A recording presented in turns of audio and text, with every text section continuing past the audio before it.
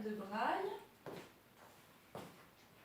Et vous avez devant vous le dossier de la chaise. Donc vous avez deux possibilités. Une chaise où il n'y a pas de roulette et une chaise sur la gauche où il y a des roulettes. Non, c'est bien. Plutôt du classique. Alors je vais juste fermer la porte. Je vous laisse vous installer. Alors je vais...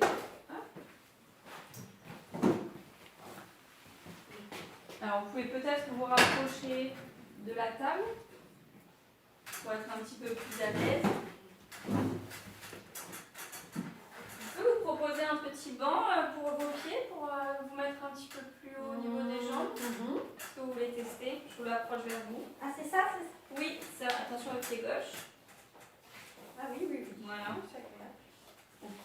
Vous êtes mieux là comme ça, sinon je peux vous en proposer un Très bien, deuxième très aussi. bien, très bien. Ok. Comment vous allez?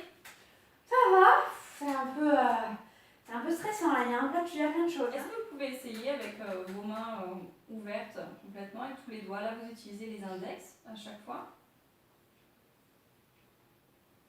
Ouais, peut-être relâcher. Est-ce que je peux me permettre de vous toucher? Oui.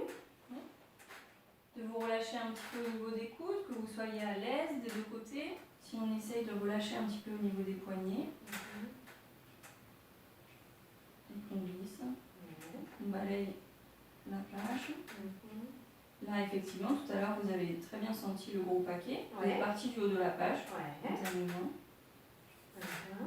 Voilà, donc là, par rapport à la séance qui a été faite par Juliette, l'idée, c'est vraiment, avec elle, d'être dans le partage de ce qui s'est passé pendant la séance, mais vraiment dans une logique d'analyse de pratique. Et donc, pour ça, sur la méthode, tu vas trouver la description ici sur la fiche, pour l'aider justement à pas être dans le jugement par rapport à ce qu'elle a fait et à prendre confiance. Je ne me suis pas sentie à l'aise, c'est par exemple par rapport au positionnement au niveau des bras, où en fait je me suis rendu compte là qu'il y a des choses qui vont ensemble. Et donc, qu'est-ce que tu as trouvé qui avait plutôt bien fonctionné ou moins bien fonctionné dans ce que tu as fait à part ça? Le fait au début, je vais essayer vraiment de faire au niveau des index, elle a essayé de chercher, et puis après je vais proposer une autre technique entre guillemets de repérage global. Pour la suite, qu'est-ce que tu penses qu'il sera intéressant de garder de cette expérience-là ou de faire évoluer? Le positionnement, le faire évoluer.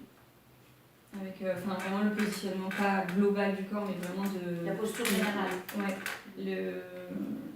Les membres supérieurs, comment on les positionne par rapport à la table, quelle est la bonne distance à prendre entre le buste et la table pour être le plus relâché possible. Ça, c'est des choses que je vois moins d'habitude, dans ce que je fais habituellement. Analyse de la pratique de ce qu'on vient de mettre en place. Comment, du coup, ça s'est passé pour vous? Dans la démonstration, on est vraiment sur la situation de travail typique.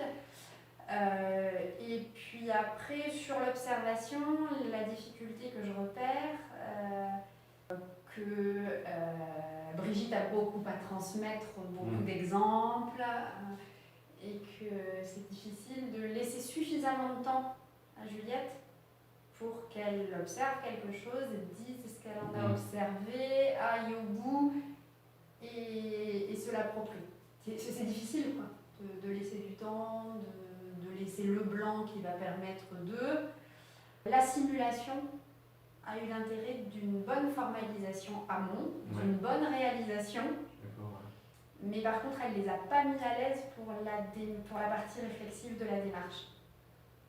Quels enseignements vous en retirez de ce qu'on vient de vivre ensemble, là, tous les quatre, de manière générale, et comment ça peut éventuellement se transposer à d'autres situations?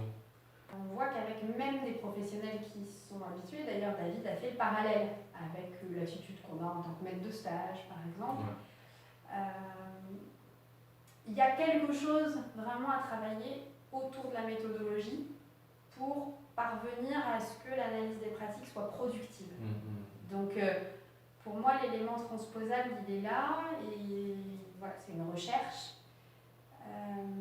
Que ce soit dans la transmission interindividuelle ou au sein du collectif, c'est-à-dire quels moyens mettre en œuvre pour qu'il y ait vraiment une démarche structurée d'analyse de la pratique qui fasse progresser tout le monde.